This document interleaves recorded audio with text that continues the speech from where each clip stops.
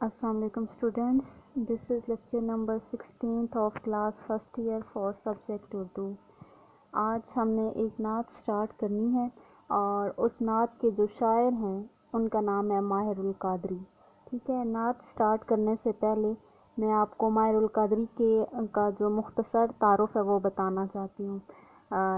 جو ماہر القادری ہیں ان کا اصل نام تھا منظور حسین اور ان کا تخلص تھا ماہر، اور آپ سلسلہ قادریہ سے تعلق رکھتے تھے، اور آپ صلی اللہ علیہ وسلم کی جو تعریف ہے یا مدح ہے اس کو اس طرح بیان کرتے ہیں کہ الفاظ جیسے باوضو ہو کر آتے ہیں اور خلوص دل سے جہاں جس لفظ کا حق ہے وہیں پر موتیوں کی لڑی میں پرو دیتے ہیں، یعنی کہ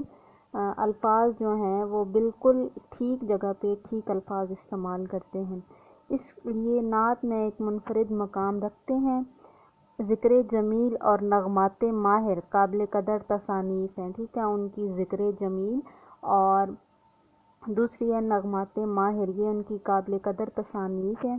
1978 میں مکہ مکرمہ کے ایک مشاعرے کے دوران وفات پائی اور وہیں آسودہ خاک ہیں، یعنی کہ وہیں پر دفن ہے۔ اب اس میں یاد رکھنے والی چیز جو ہے وہ ہے ان کا اصل نام جو کہ ہے منظور حسین اور تخلص ان کا ماہر ہے۔ سلسلہ قادریہ سے، ٹھیک ہے، سلسلہ قادریہ سے تعلق تھا ان کا، اور ان کی تصانیف جو دو میں نے نام بتا دیے ہیں وہ ہیں، اور اس کے بعد آپ نے مکہ میں ہی وفات پائی ایک مشاعرے کے دوران۔ ٹھیک ہے، سب سے پہلے جو شعر ہے وہ کیا ہے؟ تو مقصد تخلیق ہے تو حاصل ایمان، جو تجھ سے گریزاں ہے وہ خدا سے ہے گریزاں۔ ٹھیک ہے، مقصد تخلیق کا مطلب ہوتا ہے پیدا کیے جانے کا مقصد، حاصل ایمان ہوتا ہے ایمان کا نچوڑ، گریزاں ہوتا ہے گریز کرنے والا، بھاگنے والا یا دور رہنے والا۔ ٹھیک ہے، اس کا مفہوم کیا ہوگا کہ آیا نبی آپ کائنات کی تخلیق کی وجہ ہیں، آپ ہمارے ایمان کا لازمی حصہ ہیں، جو آپ سے دور ہو گیا گویا خدا سے دور ہو گیا۔ ٹھیک ہے، اب جو ماہر القادری ہیں ان کو شاعری ورثے میں ملی تھی، اور ان کی شہرت جو ہے وہ سب سے زیادہ نعت گوئی کی وجہ سے ہی ہے۔ انہوں نے عشق رسول میں ڈوب کر نعتیں لکھی اور آپ کی نعت سے جذبہ عشق رسول چھلکتا ہے۔ اب جو شاعر ہیں وہ اس شعر میں رسول صلی اللہ علیہ وسلم کی عقیدت میں ایک جو ہے عقیدت میں کیا کہتے ہیں کہ کائنات کی ہر چیز آپ کی خاطر پیدا کی گئی ہے، کائنات کی ہر چیز کو آپ ہی کے دم سے دوام حاصل ہے یا آپ ہی کے دم سے ثبات حاصل ہے، دنیا کی تمام چیزوں کو آپ صلی اللہ علیہ وسلم کی وجہ سے دوام حاصل ہے۔ اس میں آپ ایک حدیث بھی ایڈ کر سکتے ہیں کہ جیسا کہ ایک حدیث ہے کہ اگر آپ صلی اللہ علیہ وسلم نہ ہوتے تو میں آسمانوں کو پیدا نہ کرتا، اور اگر آپ صلی اللہ علیہ وسلم نہ ہوتے تو میں اپنی ربوبیت کو ظاہر نہ کرتا۔ چنانچہ ہم یہ کہہ سکتے ہیں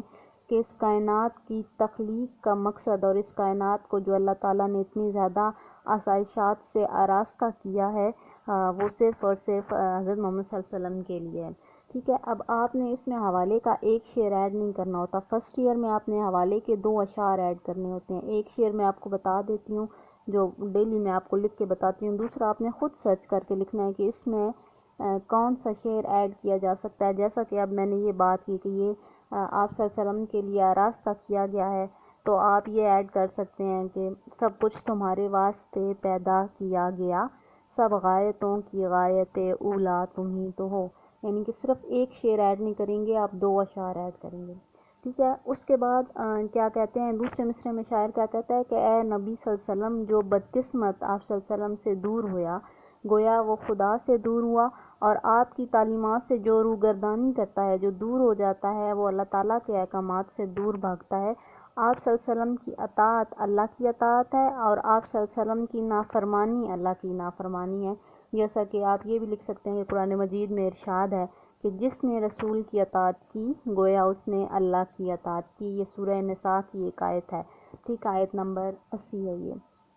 اب جو آپ صلی اللہ علیہ وسلم سے محبت نہیں کرتا وہ خدا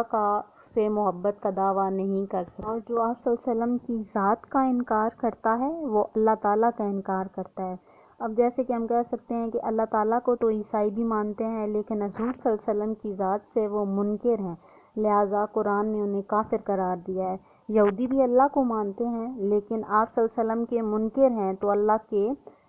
غضب کا شکار ہیں اور رہیں گے۔ اور جس دل میں محمد صلی اللہ علیہ وسلم کی محبت نہیں، وہ دل نہیں بلکہ صرف وہ ایک زندہ تو ہے لیکن ایک زندہ گوشت کا ٹکڑا ہے، یہ ایک زندہ گوشت کا لوتھڑا ہے، ٹھیک ہے۔ الغرض اگر ہم یہ کہیں کہ آپ صلی اللہ علیہ وسلم نہ ہوتے تو کائنات کی تمام اشیاء بھی نہ ہوتی تو یہ بجا ہوگا،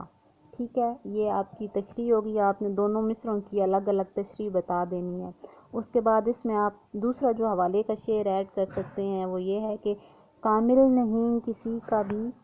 ایمان تیرے بغیر، ہے رحمت خدا بھی گریزاں تیرے بغیر، یعنی کہ پہلے آپ جو اس شعر میں بتائیں گے کہ آپ صلی اللہ علیہ وسلم کائنات کی تخلیق کی وجہ ہیں اور آپ صلی اللہ علیہ وسلم ہمارے ایمان کا لازمی حصہ ہیں، اور جو آپ صلی اللہ علیہ وسلم سے دور ہو گیا گویا وہ خدا سے دور ہو گیا، ٹھیک ہے۔ اس طرح آپ نے دونوں مصروں کو الگ الگ ڈیفائن کرنا ہے، دونوں مصروں کی الگ سے وضاحت کرنی ہے تاکہ جو پڑھنے والا ہے اسے سمجھ آ جائے۔ اس کے بعد دوسرا شعر کیا ہے کہ کردار کا یہ حال صداقت ہی صداقت، اخلاق کا یہ رنگ کہ قرآن ہی قرآن۔ کردار کا مطلب ہوتا ہے شخصیت یا سیرت، ٹھیک ہے۔ صداقت کا مطلب ہوتا ہے سچائی، اور رنگ کا مطلب ہوتا ہے صورت کہہ لیں یہاں پہ، یا پھر آپ شکل کہہ سکتے ہیں، ٹھیک ہے۔ مفہوم اس کا کیا ہے کہ آپ صلی اللہ علیہ وآلہ وسلم کا کردار سراپا صداقت اور اخلاق جو ہے وہ قرآن کریم کا عملی نمونہ تھا، ٹھیک ہے۔ اب اس کی تشریح میں آپ کیا لکھیں گے کہ رسول اللہ صلی اللہ علیہ وآلہ وسلم جو ہیں وہ شاعر جو ہیں ان کی اہم اوصاف اور اہم صفات اور خوبیوں کے بارے میں بتاتے ہیں، اور ان خوبیوں کو جاننے سے پہلے بہتر یہ ہوگا کہ ہم عرب کے معاشرے کی حالت کا رسول اللہ صلی اللہ علیہ وآلہ وسلم کی آمد سے پہلے جائزہ لیں، یعنی کہ آپ صلی اللہ علیہ وسلم کی آمد سے قبل کا عرب معاشرہ جو ہے وہ جہالت کی گہرائیوں میں ڈوبا ہوا تھا۔ عرب کے لوگوں میں ہر طرح کی برائی موجود تھی، شراب بھی اور بدکار بھی، ظالم بھی تھے اور سنگ دل بھی تھے، اور جو بیٹیوں کو زندہ درگور کیا جاتا تھا، غلاموں کے ساتھ بہت برا سلوک کیا جاتا تھا، انسان کے اور اس قدر جو ہے وہ سلوک کیا جاتا تھا برا کہ سن کر انسان کے رونگٹے کھڑے ہو جاتے ہیں۔ اور جو جانور ہیں ان کی اگر بات کریں تو وہ جو اس بے زبان مخلوق پر بھی ظلم ڈھاتے تھے، لیکن آپ صلی اللہ علیہ وسلم نے جب آپ صلی اللہ علیہ وسلم آئے تو پھر کیا ہوا کہ جب جو عرب کا یہ معاشرہ تھا جو ان تمام برائیوں کا مجموعہ تھا، آپ صلی اللہ علیہ وسلم نے آ کر ان تمام برائیوں کو ختم کر دیا، اور دشمن بھی آپ صلی اللہ علیہ وسلم کی اس بات کا اعتراف کرتے تھے کہ آپ کے منہ سے کبھی جھوٹ نہیں نکلا، اور جب آپ بعثت سے پہلے بھی لوگ آپ صلی اللہ علیہ وسلم کو صادق اور امین کہہ کے پکارتے تھے۔ جو کفار عرب تھے انہوں نے بھی یہ اعتراف کیا تھا کہ محمد بن عبداللہ پر ایمان رکھتے ہیں لیکن محمد رسول صلی اللہ علیہ وسلم پر ایمان نہیں رکھتے، اور آپ صلی اللہ علیہ وسلم کے سب سے بڑا جو جانی دشمن تھا ابو جہل، اس نے بھی اعتراف کیا تھا، اس نے کیا کہا تھا کہ محمد صلی اللہ علیہ وسلم جھوٹے نہیں ہیں۔ اور ٹھیک ہے، اسی طرح دوسرے مصرعے میں شاعر نے کیا کہا ہے کہ آپ کے اخلاق کی بات کی ہے، اور کہتا ہے کہ حضرت عائشہ صدیقہ سے کسی نے آپ صلی اللہ علیہ وسلم کے اخلاق کے متعلق دریافت کیا تو حضرت عائشہ نے فرمایا کہ آپ صلی اللہ علیہ وسلم کا اخلاق قرآن ہی تھا، گویا حضور صلی اللہ علیہ وسلم خود عملی قرآن تھے۔ آپ صلی اللہ علیہ وسلم کے اخلاق کے متعلق ارشاد ربانی کیا ہے کہ بے شک آپ عظیم اور اعلی اخلاق کے مالک ہیں۔ تو ہم کیا کہہ سکتے ہیں کہ آپ صلی اللہ علیہ وسلم کے حسن اخلاق سے بنی نوع انسان کا ہر طبقہ متاثر تھا، اور غیر مسلم بھی یکساں طور پر آپ سے حسن سلوک سے متاثر تھے۔ حوالے کا شعر کیا کریں گے، لب صادق سے ان کے جو سخن تقریر ہو جائے، کہیں قرآن بن جائے کبھی تفسیر ہو جائے، ٹھیک ہے۔ یہ حوالے کا شعر ہے۔ اب آپ کیا کہیں گے کہ آپ صلی اللہ علیہ وسلم جب آئے دنیا میں تو آپ کے حسن سلوک سے سب لوگ اس قدر متاثر ہوئے کہ مسکینوں اور غریبوں سے بھی آپ نے اس قدر سخاوت کا جو ہے وہ رویہ اپنایا کہ آپ جو ہے وہ سب آپ کے گرویدہ ہو گئے، اور عورتوں سے بھی آپ نے حسن سلوک کا معاملہ جو ہے وہ اپنایا، اور آپ صلی اللہ علیہ وسلم جانوروں سے بھی آپ کا سلوک مثالی تھا۔ ٹھیک ہے،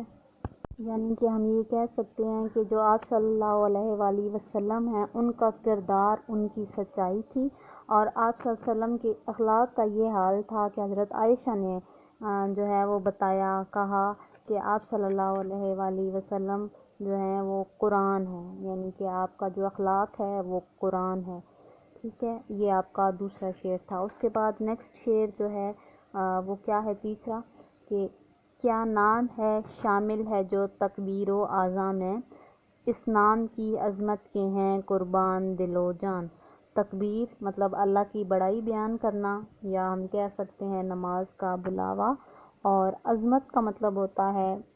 بلندی، یا عظمت کا مطلب بڑائی بھی ہو سکتا ہے۔ ٹھیک ہے،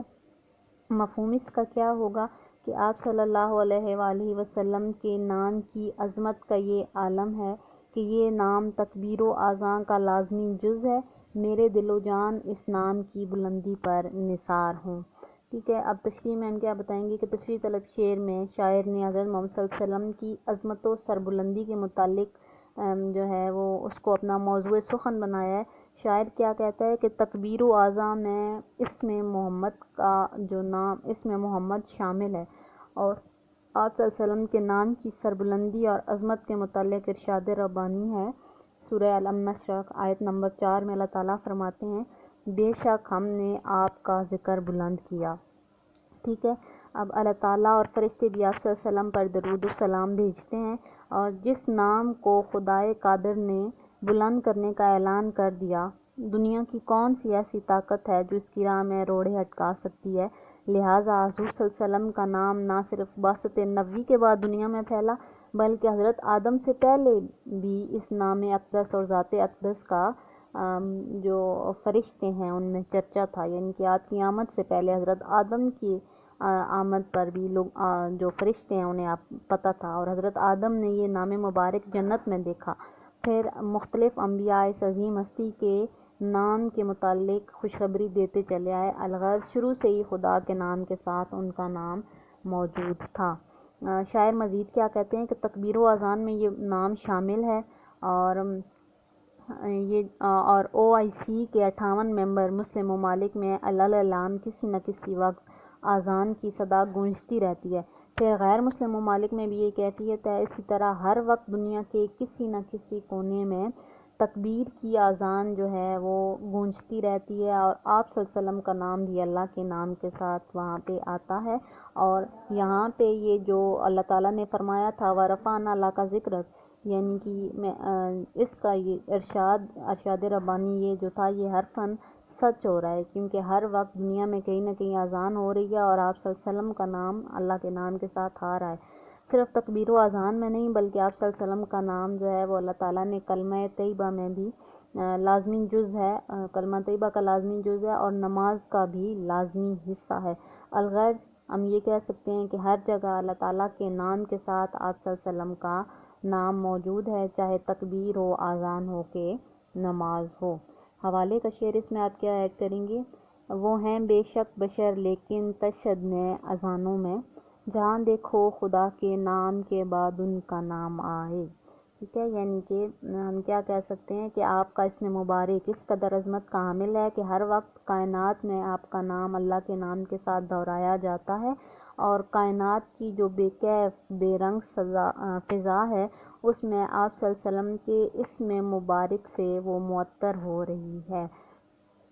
ٹھیک ہے، اور تاریخ گواہ ہے کہ حضور صلی اللہ علیہ وسلم کا نام اس قدر عظمت کا حامل ہے کہ مسلمان جو ہیں ان کی عظمت پر دل و جان قربان کر دیتے ہیں۔ ٹھیک ہے، یہ 3 اشعار ہو گئے، نیکسٹ 3 اشعار انشاءاللہ ہم کل پڑھیں گے۔ آپ نے ان تینوں کی تشریح کو اچھی طرح پریپیئر کرنا ہے۔